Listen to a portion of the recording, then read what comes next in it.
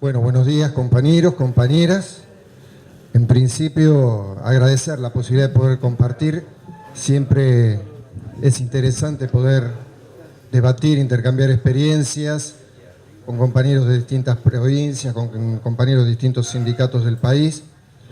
Lo hacemos en una coyuntura, lo dijo Patricia, Marcelo, José Luis, digamos, estamos en una coyuntura política bastante particular.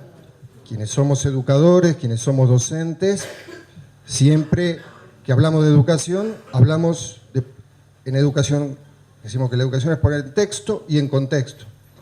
No podemos dejar de pensar que estamos hablando de la educación técnica, en un contexto político.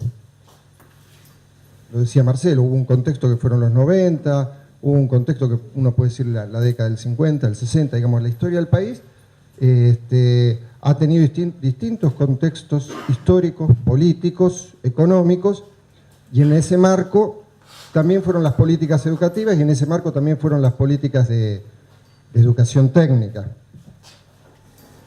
Yo un tema que desconozco porque no soy de la provincia, pero hablaban del tema de estabilidad, ¿no?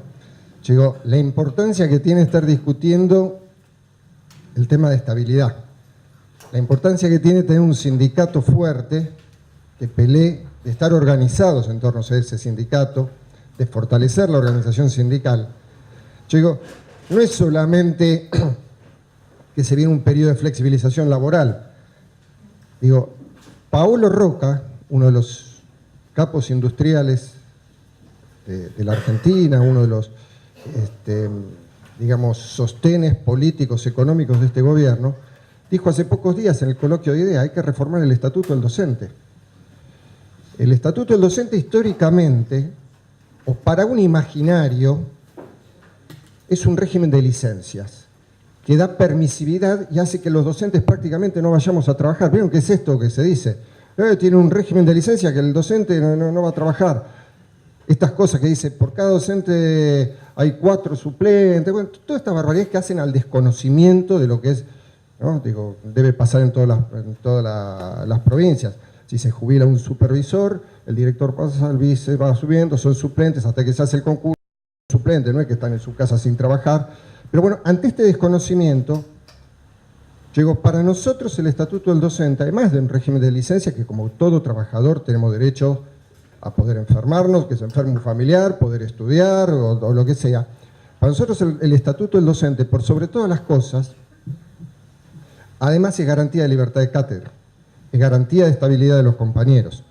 Ayer nos tocó firmar el convenio colectivo de trabajo con los compañeros de los colegios preuniversitarios de la Universidad de Buenos Aires. También, en este marco de ajuste, poder firmar un convenio colectivo. Entonces yo digo, a veces parecen procesos naturales, que uno diga, bueno, ahora toca que discutamos un proceso de titularización.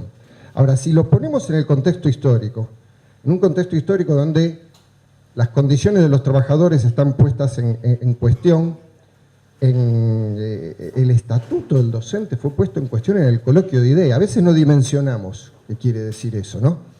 Pero el coloquio de IDEA hasta hace unos años era un grupo de empresarios que decían cosas que en general no nos gustaban y lo teníamos ahí. Recordemos que el presidente actual, en el año 2015, cuando fue al coloquio de IDEA, fue y dijo, yo voy a venir a este coloquio para que las políticas surjan de lo que se resuelva en este coloquio de IDEA. Es decir, por eso tenemos que estar muy atentos a estas cuestiones. Estar discutiendo estabilidad en este momento es casi también un hecho de resistencia muy fuerte contra las políticas que se están haciendo. Tuve la posibilidad de compartir hace 2 días, compartimos con los compañeros de Capital Federal una charla con Camila Crosso, que es la responsable de la campaña latinoamericana por el derecho a la educación, una compañera del Brasil. Bueno, la cantidad de cosas, después si tengo un ratito, algunas cosas las podemos ir viendo, digamos, pero usan los mismos términos, la misma terminología que se usa acá en la Argentina cuando hablan de meritocracia, talentos, emprendedurismo, exactamente lo mismo. Hay un glosario que recorre la región en términos educativos, que además no lo hacen pedagogos, sino que se hacen en la OCDE, la Organización del Comercio Internacional. La E final no es de educación, es de economía. Bueno, ahí arman el glosario educativo. En Brasil, no sé si acá conocen lo que es Uber. ¿Están al tanto? Bueno, en Brasil ha comenzado la uberización de la educación. ¿Qué es esto? Esto nos lo comentaban, es algo, la verdad que falta el profesor de física, llaman por teléfono, le dice, en media hora tenés una clase de física, 2 horas en tercero, segunda. Llega el profesor, da sus 2 horas de física, a la salida de la escuela le pagan el salario y se va. Esto está pasando en Brasil. Estas son las políticas que se están diseñando para la región desde el Banco Mundial.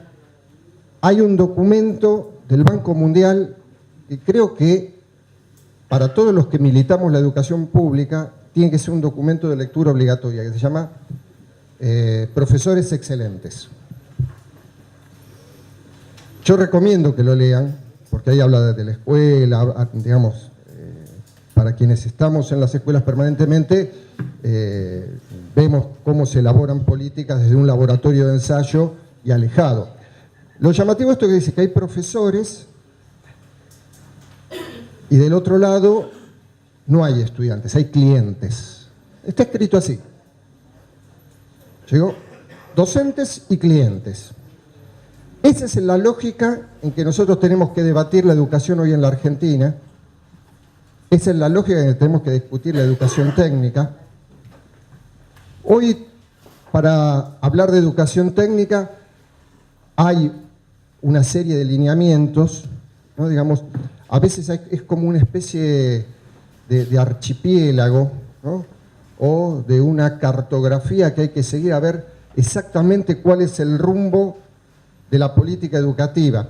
Digo, hay una cartografía porque hoy, desde el Ministerio de Educación, todas las distintas instancias que tenía el Ministerio de Educación de la Nación, que había recuperado como centralidad educativa en los últimos años, desde lo que era la Dirección Nacional de Investigación y Estadística, que es un trabajo de investigadores de muchísimos años, ha sido desmembrado, planeamiento educativo, todo lo que son las direcciones de niveles y modalidades, la de nivel secundario, de nivel primario, de nivel inicial, ha sido desmembrado. Todo lo que tiene que ver con la formación continua, lo que era el proyecto de nuestra escuela, fue desmembrado.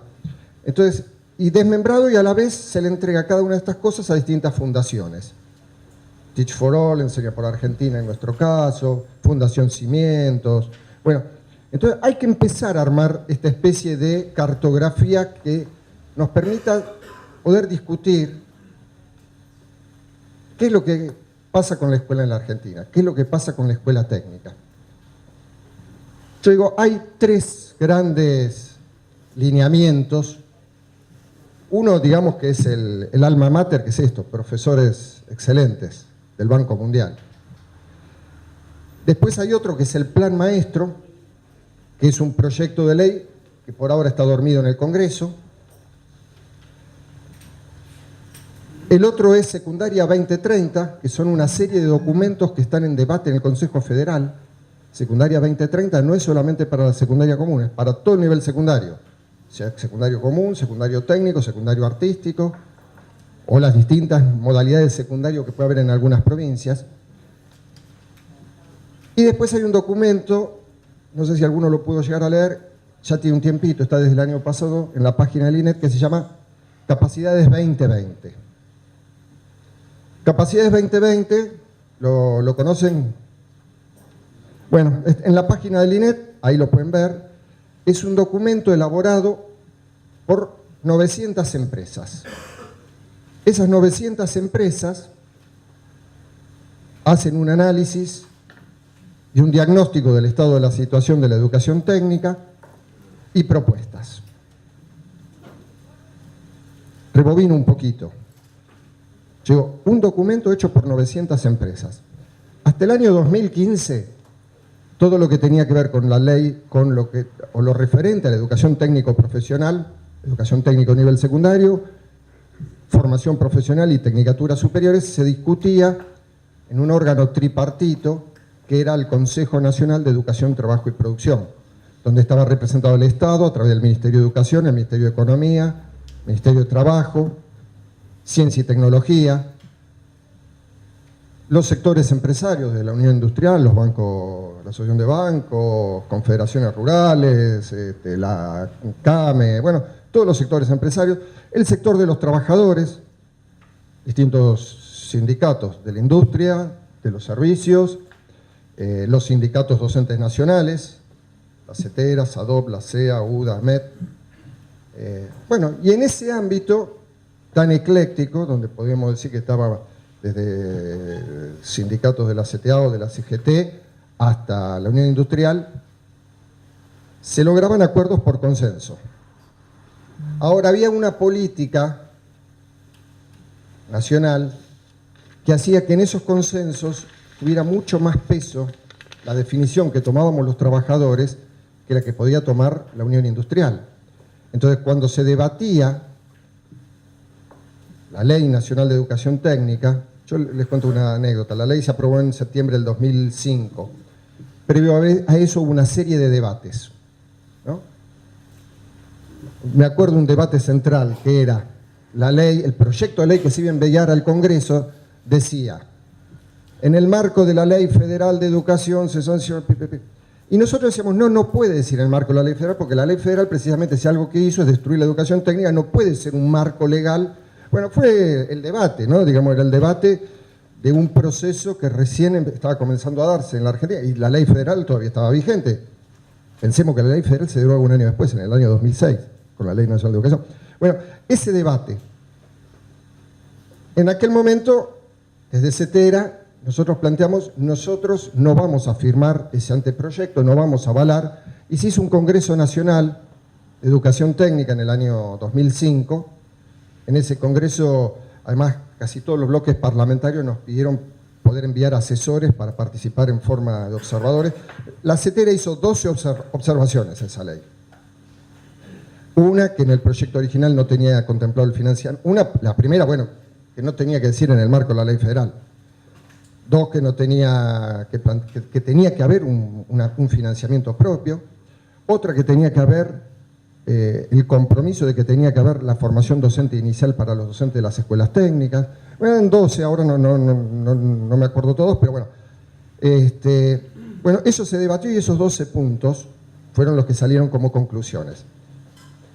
Esos 12 puntos fueron tomados exactamente igual por la Cámara de Diputados, que fue la que lo aprobó, y después lo aprobó senadores sin modificaciones. Es decir, era un momento donde la voz de los trabajadores tenía mucha presencia. La voz de los trabajadores de la educación, lógicamente también después consensuamos con otros sectores de trabajadores de la industria, distintos sectores de la CGT, de la CTA, pero digamos, hizo que esos 12 puntos fueran tomados todos y prácticamente cambió, porque de tener una ley de educación técnica que estaba hecha en el marco de la Ley Federal de Educación a tener una ley que no estaba en ese marco, de tener una ley de educación técnico profesional sin financiamiento, a tener una ley que planteaba que era el 0,2% de los gastos anuales corrientes, hay una distancia muy grande.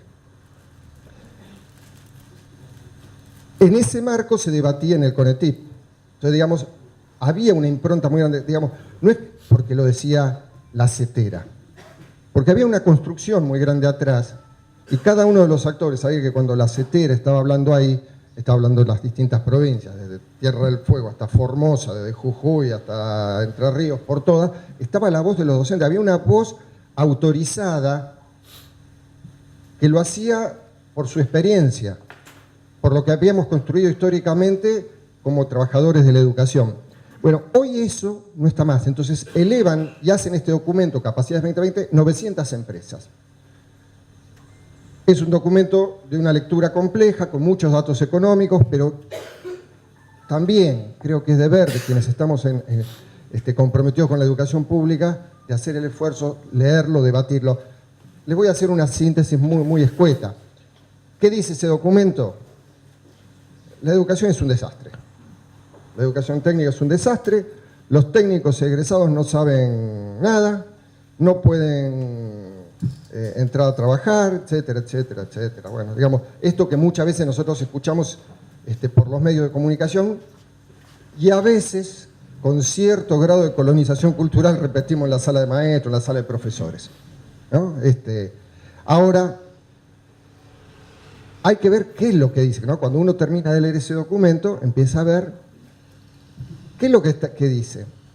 Yo veo acá compañeros de rango etario de lo más diverso. Yo soy egresado de una escuela técnica, en general de la escuela técnica, históricamente. Entraba a trabajar en el sector industrial, agropecuario, en el que sea, entraba a trabajar en una empresa, pasaba por un periodo donde el sector empresario los formaba para ese puesto de trabajo específico. Uno salía con conocimientos generales, amplios, una formación en general muy sólida en conocimientos generales, y después la empresa, si era una empresa de software, o si era una empresa electrónica en comunicaciones, o si era una empresa electrónica en el área de las videocomunicaciones, bueno, para ese puesto de trabajo. Y ahí podías, depende el grado de complejidad, estaba 1, 2, 3, hasta 6 meses estaban en eso. ¿Qué están pretendiendo las empresas? Lógicamente las empresas tenían un trabajador que en vez de estar produciendo, hablando en términos empresariales, lo estaban formando. Es decir, la empresa invertía, tenía que tener gente capacitando, había un gasto para la empresa, ¿no? Lo digo en los términos gasto, producción, en los términos que se manejan ellos. ¿Qué están pretendiendo? Que ese gasto que hacía la empresa ahora lo haga el Estado. Y las escuelas le formen para el puesto de trabajo. No saquemos técnicos con los conocimientos generales que después permitan incorporarse a cada uno de los puestos de trabajo. ¿Qué es lo que estamos viendo acá?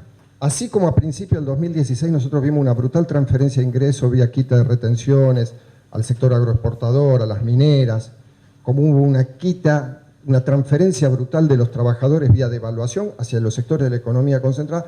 Esta es una transferencia un poco más sofisticada, pero es una transferencia de ingresos del sector educativo al sector empresario. Además, el grueso de estas 900 empresas que están diseñando y pensando las políticas educativas para la educación técnica, el 80% son del sector agroexportador. Es decir, el sector que menor mano de obra incorpora al mercado del trabajo. Es decir, estamos ante una configuración donde hay un sector empresario, sobre todo ligado al sector agroexportador, que está tratando de diseñar y perfilar cuáles van a ser las características de los egresados de las escuelas técnicas. Hay otro documento, un poco más rudimentario. Yo todos estos documentos les recomiendo la lectura obligatoria, creo, casi prácticamente, ¿no? Esta es una nota del ex ministro Bullrich en el diario Clarín de octubre del año pasado, que en realidad más que un documento es un ideario de lo que se piensa de la política educativa y de la política, podemos decir, incluso de la escuela secundaria y de la escuela secundaria técnica. Digamos, porque en general hay una ligación muy fuerte entre lo que es educación técnica, educación y trabajo, la educación y el mundo del trabajo, que después les voy a dar algunos datos para que veamos los datos que proponen este grupo de empresarios y los datos de la realidad, ¿no? ¿Qué es lo que decía Bullrich en aquel momento, que escribe en esa nota? Dice, se lo leo textual, ¿no? Dice, el sistema educativo argentino fue el que a principios del siglo XX puso a la Argentina al tope del mundo, el que la ubicó entre una de las 8 economías más sólidas. Principios del siglo XX, estamos hablando de 1900. Ahora, pensemos cómo era el sistema educativo. Si alguien estudió historia de la educación, o hemos leído algún libro, o hemos escuchado, a principios de 1900, primero, ni siquiera en la mayoría de la población tenía terminada la educación primaria. La educación primaria logró ser universal en la década del 60, 1960, por ahí. La educación secundaria era para un sector mínimo, prácticamente inexistente. Era para formar esas élites, ¿no? Esas élites gobernantes. La educación técnica como tal no existía, había un rudimento de lo que eran las escuelas de artes y oficios. Vieron que dicen la escuela secundaria, digo la escuela secundaria y la escuela técnica, tiene como 3 grandes propósitos: formar para el trabajo, formar para la ciudadanía y para poder seguir estudiando, para la formación propedéutica. Bueno, ya vemos que educación secundaria no había, técnica menos, formación de ciudadanía, ¿no? Digo, nos vamos a correr de 1900, unos 10 años para acá, 10 años para el otro lado. Ahora, ¿cuál era la ciudadanía en esa? Primero, no votaban las mujeres. Segundo, era la época en donde gran cantidad de inmigrantes que venían a nuestro país eran deportados por su participación o activismo sindical. Digamos, esa era la participación cívica y política. ¿Y cuál era la relación con el mundo del trabajo? Digo, no existía todavía el Ministerio de Trabajo, eso vino mucho después, casi 40 años, 45 años después. Pero ¿quién atendía? Cuando había un conflicto laboral, lo atendía el jefe de policía, Ramón Falcón. Así se solucionaban los conflictos laborales. Es decir, ahí marca cuál es la educación esa que tanto de excelencia plantea el exministro Bullrich.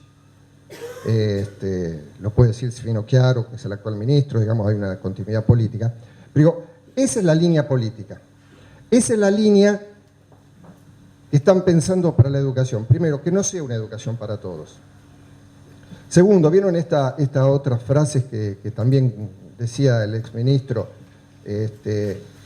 Plantean que la escuela, dice, en el futuro va a haber trabajo para algunos, para otros no, y la escuela tiene que formar a los ciudadanos para que vivan en esa incertidumbre y disfrutarla, dice, ¿no?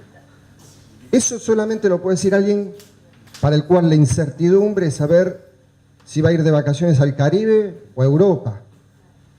Ahora, para los sectores populares, para la familia de nuestros alumnos, donde la incertidumbre es saber si va a haber un plato de comida a la noche o no, cuando alguien dice estas palabras, la verdad lo está diciendo desde un cinismo muy grande. La verdad que llama a rebelarnos contra estas posturas, porque en realidad, ¿qué es lo que quieren? Nosotros históricamente pensamos una educación emancipadora, que forme ciudadanos críticos, que se apropie del conocimiento. Cuando hablamos de educación técnica, nosotros ponemos el eje en la formación científica tecnológica y una formación científico-tecnológica en términos de emancipación, no de dependencia. Nosotros no queremos una educación técnica que sea consumidora de la ciencia y la tecnología que se produce en otros lugares. Nosotros queremos producir conocimiento científico-tecnológico. Y en las escuelas técnicas de nuestro país se produce conocimiento científico-tecnológico. Muchísimas escuelas han hecho de todo tipo de desarrollos científicos, tecnológicos. Bueno, acá quieren esta escuela, histórica escuela, que sea reproductora de las desigualdades del sistema. ¿Vieron esto que decíamos siempre? La escuela prácticamente fue pensada esto, como una reproductora de las desigualdades del sistema. Ahora, no solo quieren que sea reproductora de las desigualdades del sistema, sino que además haga disfrutar de esas desigualdades. Entonces nosotros tenemos que pelear para tener una escuela que no sea reproductora de las desigualdades, sino precisamente una escuela que emancipe, que forme ciudadanos críticos. En otra parte de ese texto, del diario Clarín, el ministro dice que hay que preparar recursos humanos para el mundo de hoy. Ser permeables a lo que pasa en ese mundo. Bueno, cuenta esto del documento que les comenté. Nosotros en las escuelas no queremos formar recursos humanos. Nosotros formamos ciudadanos, ciudadanos que se apropien del conocimiento. La teoría del capital humano, una teoría que nosotros no compartimos, digamos, está ligado al mundo empresario. Y entonces empezamos a ver una nueva gramática que se apodera de lo que pasa en las escuelas. Una gramática que está orientada hacia el mercado y hacia el mercado laboral. Cuando hablamos de educación, cuando hablamos de educación técnica, estamos hablando de otra cosa. Nosotros estamos pensando en un proyecto de país. Otra de las cosas que dice el ministro en ese artículo, dice, hay que articular la ciencia y la educación. Todos nos hemos enterado de lo que ha pasado desde el año pasado hasta hoy con lo que es el CONICET y el desarrollo científico-tecnológico. Cómo se ha intentado estigmatizar, de la misma manera que estigmatizaron a los docentes, a los dirigentes sindicales, a nuestras organizaciones, se han estigmatizado a los investigadores y científicos. Lo hemos visto en todos los diarios, en las redes sociales, los trolls, digamos. Y hemos visto cómo se redujo el presupuesto y cómo se redujeron la cantidad de becarios que se incorporan cada año al CONICET. Vemos nuevamente, como en los 90, nuevamente cómo los investigadores mejor cualificados vuelven a emigrar del país. Entonces, una cosa es el marketing. Entonces yo puedo decir cosas muy lindas. Articular ciencia y educación. Si alguien está en contra, levante la mano. Nadie. No, digo, ellos dicen muchas cosas. Operativo enseñar. Operativo aprender. ¿Quién se puede oponer a algo que se llama operativo enseñar o operativo aprender? Ahora, ¿qué hay atrás de eso? Entonces, lo que nosotros tenemos que desenmascarar en estos debates que tenemos que dar acerca de la educación técnica, es los operativos de marketing que hay atrás. Miren, datos. En el año 2003, el Ministerio de Educación invertía el 2,8%, el Estado invertía en educación el 2,8% de su PBI, y el 7% en deuda externa. En el año 2015 se invirtió el 6,4% en educación y el 2% en deuda externa. Año 2018 se va a invertir un poco menos del 6%, 5,5% en educación y se va a ir al 12% en deuda externa. Les repito, 2003, 2,8% y 7%. 6,4 y 12 en el 2015, 5,5 y 12 en el 2018. Nuevamente la deuda externa pasa a tener más fondos que para educación.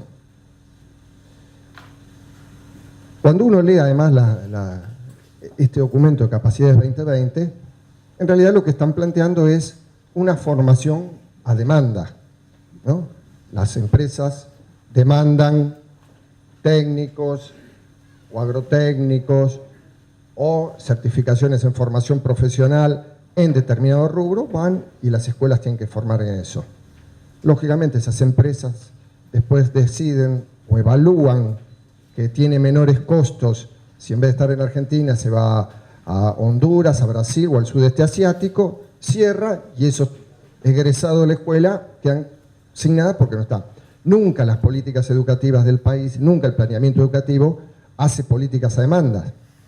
Cuando se recupera la educación técnica después de la ley federal es porque hubo un proyecto industrialista del país, un país que apostó al consumo interno, que apostó a tener desarrollo científico-tecnológico.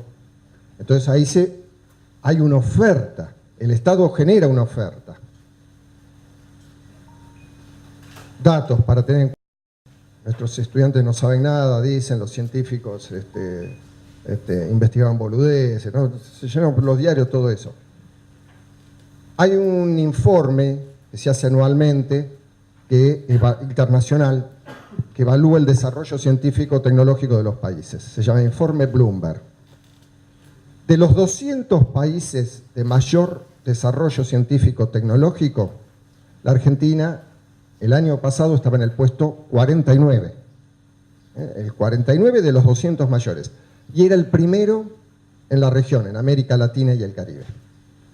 Es decir, que los datos demuestran que no es verdad que las escuelas no enseñan, que la ciencia no investiga cosas. Digamos, la Argentina es uno de los 8 países que pudo poner un satélite en el espacio. Y está siendo desmantelado todo ese conocimiento que teníamos acumulado.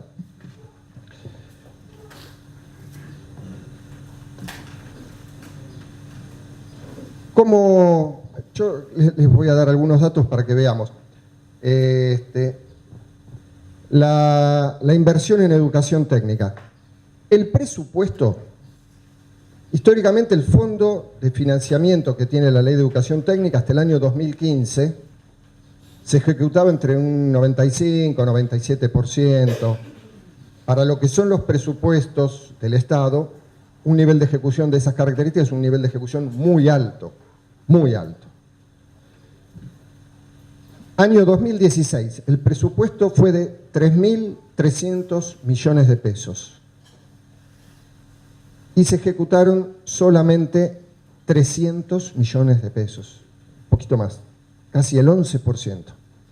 Es decir, desde que está el fondo de financiamiento específico para la Ley de Educación Técnica, por primera vez hay una subejecución de semejante envergadura. Yo calculo que todos los que están acá y están en las escuelas lo habrán visto. Ustedes saben, habrán conocido, hay un mecanismo perverso para la rendición de los gastos que le aplicaban a las empresas, a las provincias, perdón, que le decían, bueno, te giro el 10% de lo que pediste, tenés que gastarlo, cuando lo terminás me lo rendís y te giro otro 10%, y así, digamos, 10 cuotas de 10% le iban girando a las provincias. Quienes estamos al frente de escuelas, quienes conocen el sistema educativo, saben que no es así como funciona, digamos, ¿no? Digamos, sobre todo porque uno presupuesta equipamiento o alguna obra de infraestructura o algún determinado cierto grado de capacitación, o en algunas regiones se han presupuestado articulaciones con sectores socioproductivos locales. Entonces no sirve eso. En realidad eso es una trampa, un mecanismo perverso para no girar los fondos y producir esta subejecución. Les comento, la Ciudad de Buenos Aires hace 10 años que gobierna este mismo signo político y la subejecución del presupuesto educativo es una constante. Para que tengan una idea, 2007, diciembre del 2007 asume Macri como jefe de gobierno. Ese año el presupuesto educativo era el 30%. El presupuesto educativo aprobado para el año 2018 es del 18%. Es decir, 12 puntos perdimos en 10 años de gobierno. Y no es que la educación y las escuelas están bárbaras, ya no necesitamos más nada, tenemos aire acondicionado, jacuzzi, entonces no sabemos en qué gastar la plata, entonces bajamos el presupuesto. Tenemos serios problemas edilicios, tenemos serios problemas de infraestructura, bueno, lo verán, no les voy a contar lo que pasa en la Ciudad de Buenos Aires, pero hay una política de subejecución de los presupuestos que nosotros lo vemos y veníamos alertando porque esto ya lo vimos que pasó en la Ciudad de Buenos Aires. El presupuesto para este año, para el año 2017, prácticamente no contempló hicieron un presupuesto que contemplaba una inflación del 17%. ¿Se acuerdan? A finales del 2016 ellos decían, la inflación del 2017 va a ser del 17%. Por lo tanto, con esa pauta inflacionaria, calcularon el presupuesto del INET, del Fondo para la Educación Técnico-Profesional, es decir, que ya este 2017, ¿no? Cuando uno mira la gráfica de la evolución del presupuesto, la verdad lo traje acá, debería haber traído algo para poder pasar las proyecciones, pero después se los voy a dejar para que lo tengan y lo puedan compartir. Uno mira, y la evolución del presupuesto, uno va desde el año 2005 hasta el 2015 hacia una curva ascendente. A partir de ahí empieza a caer, 2016, 2017 y va a caer en el 2018. Digamos, porque si uno presupuesta con un estimado de inflación por debajo del que es la inflación real, y además muchas veces sabemos que esa inflación real este año va a estar cerca del 23 aproximadamente, pero cuando uno tiene que ir y comprar insumos para la escuela técnica, no es una inflación del 23, en muchos casos puede llegarse hasta el 30%, depende de los insumos que necesite. Entonces, es mucha más la caída que hay. Bueno, es decir, por primera vez 2016 y 2017 no se cumple lo estipulado por la Ley de Educación Técnico-Profesional. El Consejo Nacional de Educación, Trabajo y Producción, que históricamente tenía reuniones periódicas, a veces bimestralmente, cada 45 días, debate, donde se avanzaba desde discutir perfiles profesionales hasta nuevas tecnicaturas o cuestiones regionales o cuestiones muy específicas de alguna certificación o de alguna tecnicatura. Durante el 2016 tuvo una sola reunión, que fue la reunión de presentación de autoridades. En el 2017 tuvo una sola reunión, que fue la presentación de la nueva autoridad. Había estado Gabriel Sanchezini el primer año, este año asumió Oscar Giglioni, renunció cuando renunció Bullrich y no hubo más reuniones. Es decir, no hay más espacio de participación, no hay más espacio de debate. Las voces de los docentes no son escuchadas. Y si uno entra a la página del INED, lo sigue por las redes sociales, Facebook, Twitter, va a ver que dice, nos reunimos con los empresarios de la Cámara tal, nos reunimos con los empresarios. Es decir, quienes han cooptado el INED es el sector empresario y no precisamente para pensar en políticas de mejora de la educación, sino pensar en políticas de mejora de la empleabilidad de su sector. Yo les quiero contar algunos datos que tienen que ver, bueno, en términos de inversión de mejora, les contaba cómo fue la gráfica. Es impresionante el crecimiento de la matrícula de alumnos, de estudiantes de la escuela técnica. La escuela técnica, en términos proporcionales, tuvo mayor matrícula que la educación secundaria común. En las distintas evaluaciones de calidad educativa, incluso esas que nosotros rechazamos, los niveles alcanzados por los estudiantes de las escuelas técnicas están por encima de la media de los estudiantes de la escuela secundaria. Cuando uno, en todos, en ciencias naturales, en ciencias exactas, cuando uno mira la continuidad de estudios superiores, el 49% de los estudiantes de las escuelas secundarias prosiguen estudios universitarios, 49%, casi el 50%. En cambio, los egresados de las escuelas técnicas, el 63% continúa con estudios secundarios. Porque esto también a veces hay como una especie de evaluación. No, el que estudia en la escuela técnica después se va a trabajar. El que quiere estudiar va a la escuela secundaria. La realidad es que hasta el 2015 el 50% de los egresados de la escuela secundaria común continúan en estudios universitarios, el 63% de las escuelas técnicas continuaba con estudios. Cuando uno mira la participación de los egresados de la escuela técnica con el mundo del trabajo, o de la escuela secundaria común, el 59% de los estudiantes de la escuela secundaria común se incorporaba al mundo del trabajo y el 76% de los egresados de la escuela técnica se incorporaba al mundo del trabajo.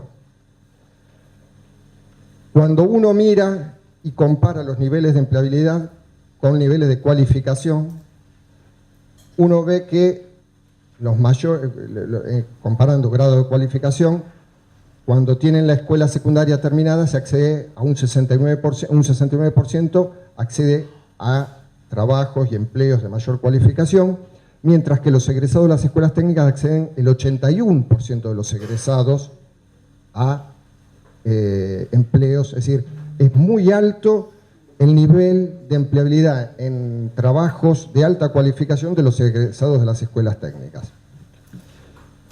Bueno, digo para no abundar con datos que a veces aburren, ¿no? Pero digo, en términos generales, estos son datos sacados de los ministerios de trabajo, de los censos, es decir, no es un dato que elaboramos en la CETERA ¿no? Digamos, son datos reales, que se contrastan contra estos. En general, cuando uno mira los diagnósticos que hacen sobre educación, en general son diagnósticos que por un lado tienen un alto nivel de prejuicio, un alto nivel de desconocimiento y cero nivel de rigurosidad. Yo no sé si habrán escuchado, lo dicen permanentemente, el ministro Bullrich en cada lugar que iba lo decía. Dicen algo así: los jóvenes que hoy están en la escuela, el 65% el 65% de los empleos que consigan todavía no fueron creados. Y el 50% de los empleos que hoy están no van a existir más. ¿Cuál es el dato? A ver, en general cuando uno dice estas cosas, cuando uno hace investigación en trabajo, en educación, toma datos. No hay ningún dato. En la ciudad de Buenos Aires citan quién es la persona que dice esto. Se llama Gustavo Guaragna. Guaragna se escribe. Gustavo Guaragna, digo, qué sé yo, uno dice, bueno, dice Gustavo Guaragna. Hacemos lo que hacemos todos, entramos en Google y ponemos Gustavo Guaragna, háganlo, es un lindo ejercicio. Gustavo Guaragna es un empresario del software. Digo, no es un investigador del CONICET o de Harvard, es un empresario del software.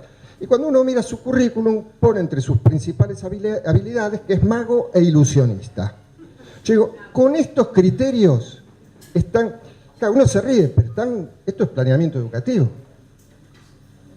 Digamos, en la Argentina, yo digo, a veces naturalizamos tanto los procesos educativos, ¿no? Que cuando uno habla en la ciudad de Buenos Aires, no sé si acá tiene una dirección o algo de planeamiento educativo, es mirar en perspectiva. Alguien que diga una definición que yo tomo en el nivel inicial, cómo repercute en todo el sistema, o algo que tomo en la educación técnica, cómo repercute en todo el sistema.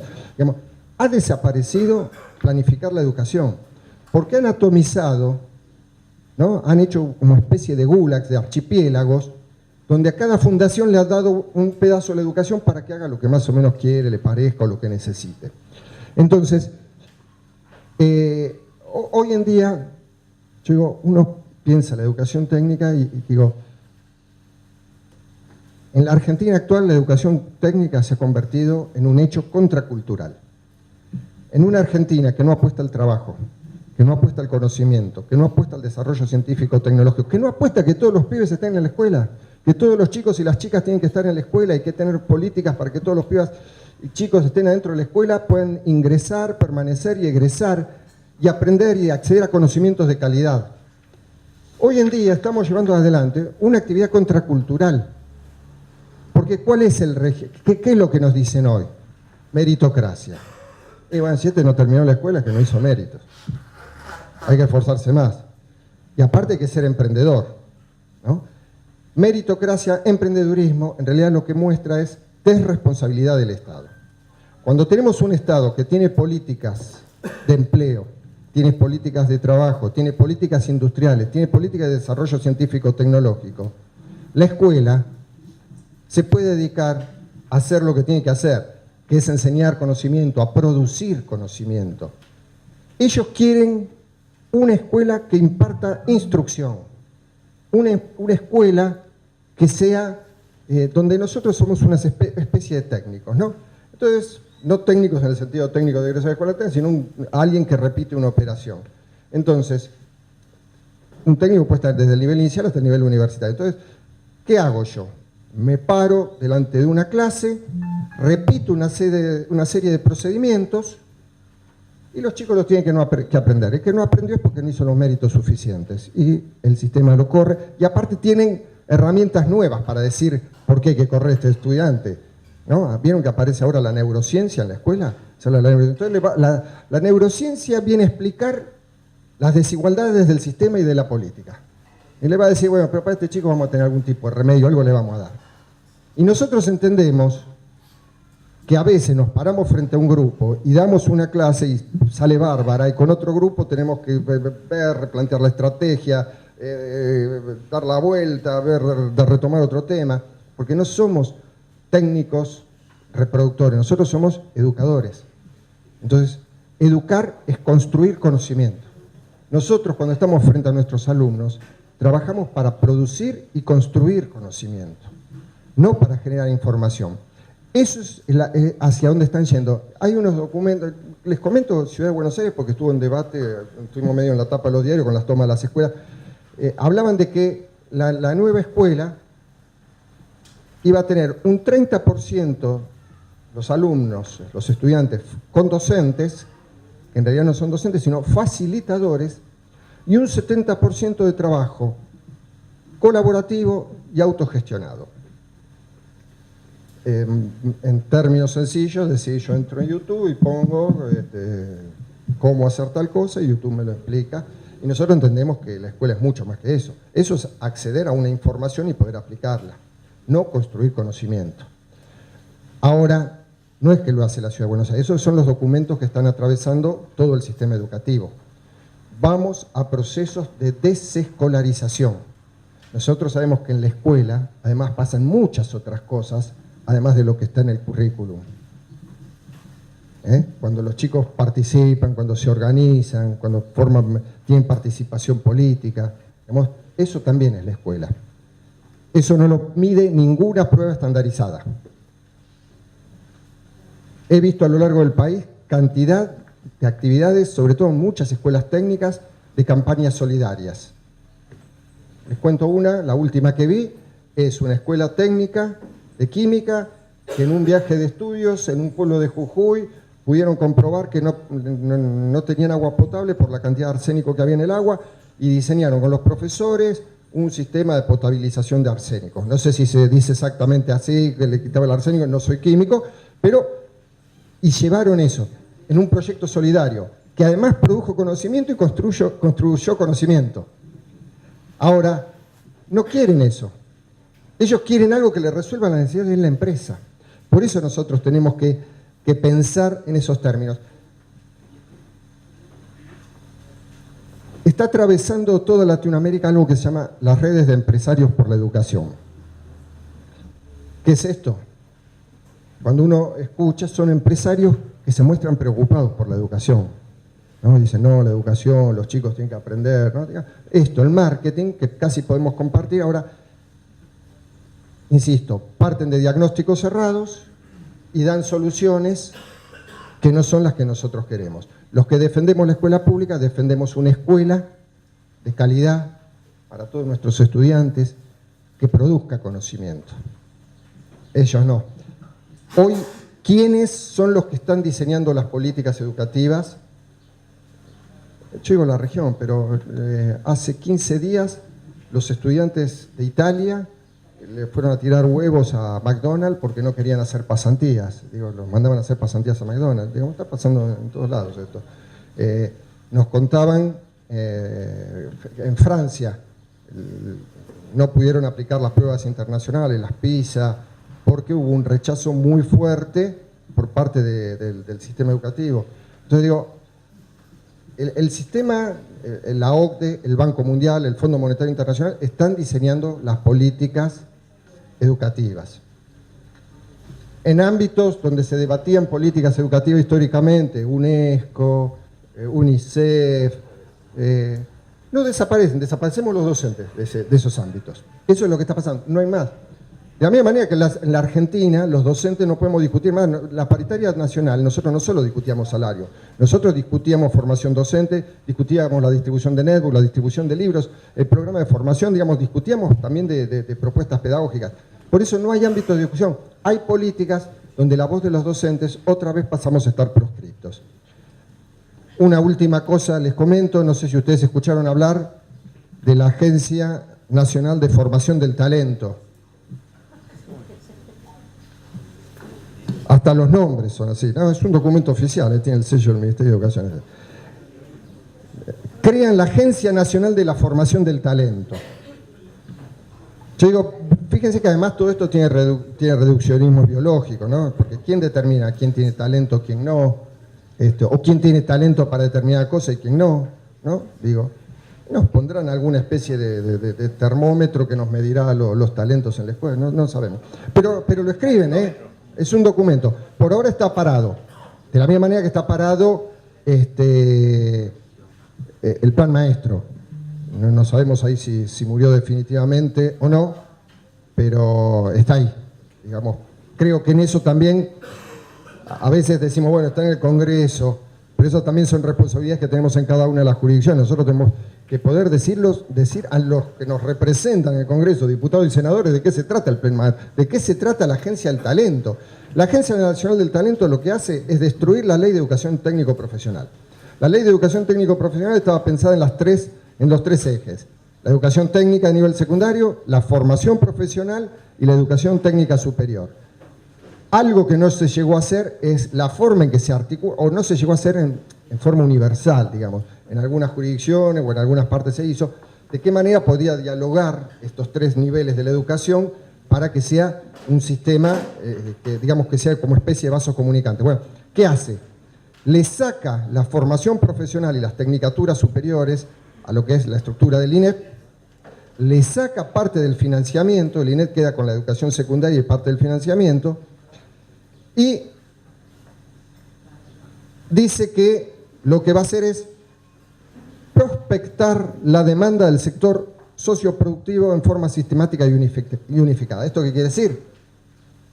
Va a ver qué necesitan las empresas, esto traducido así, qué necesitan las empresas para ver cuáles van a ser las certificaciones de formación profesional y las tecnicaturas superiores que se van a dar. Uno dice, bueno, pero esto no va a ser. Miren, ayer la provincia de Jujuy suspendió la inscripción a los profesorados a nivel inicial, primaria y algunas materias del secundario. Lo suspendió por un tiempo, hasta no se sabe cuánto. ¿No? Digamos, digo Jujuy, una provincia, el mismo signo político del gobierno nacional. Es decir, ellos determinan digo, y no es que sobran maestros en Jujuy, digo, hacen falta. Bueno, también les dejo la formación del talento, dice que los currículum de las certificaciones y de las tecnicaturas superiores va a estar diseñado por los sectores del sector socioproductivo. Lo van a diseñar las empresas el currículum. Hay algunos avances de esto. Son medios clandestinos. Digo medio porque hacen los anuncios oficiales, pero no se conocen los documentos. Ustedes saben que el año pasado el Ministerio de Educación firmó 2 convenios. Uno con el Ministerio de Agroindustria y otro con el Ministerio de la Secretaría de Minería. Estos 2 convenios se hicieron con bombos y platillos, todo el mundo, cámara de televisión, no tuvimos acceso hasta el día de hoy. ¿Qué dicen? Sabemos algunas cosas. Una, el convenio con el Ministerio de Agroindustria pide que del currículum de las escuelas agrotécnicas se elimine la palabra agrotóxico. Y en las escuelas técnicas que están relacionadas con la minería, se eliminen todo lo que tiene que ver con minería contaminante, etcétera, etcétera, las terminologías esas. Yo digo, ese es el panorama en el que estamos discutiendo hoy la educación técnica. Cuando vienen por el trabajo, vienen por el empleo, cuando eliminan el consumo, cuando eliminan el desarrollo científico-tecnológico, la verdad que están apuntando al corazón de lo que es la escuela técnica. Los que vivimos los 90 en educación, vimos lo que pasó con la escuela técnica en el país, vimos lo que pasó con el desarrollo científico en el país. Por eso creo que estamos en una etapa en donde hay un gobierno que viene pensando la educación como un negocio. Nosotros entendemos la educación en términos de derecho social. Nosotros entendemos que los egresados de nuestras escuelas, los chicos y las chicas de nuestras ciudades, de nuestros pueblos, tienen que poder tener acceso a la educación en todos los niveles, que el hecho de que pueda acceder a una escuela no esté determinado por la cuna. Nosotros aspiramos a que el hijo de un obrero pueda mandar a sus hijos a la universidad. Y ellos están queriendo ponerle techo a los niveles educativos del país. Por eso la disputa en este momento es entre los que quieren pensar la educación como una mercancía y los que entendemos la educación como un derecho social, donde queremos profundizar todas las políticas que hemos venido llevando adelante por estos años. Así que bueno, por ahora nada más y gracias a todos por dejarme participar.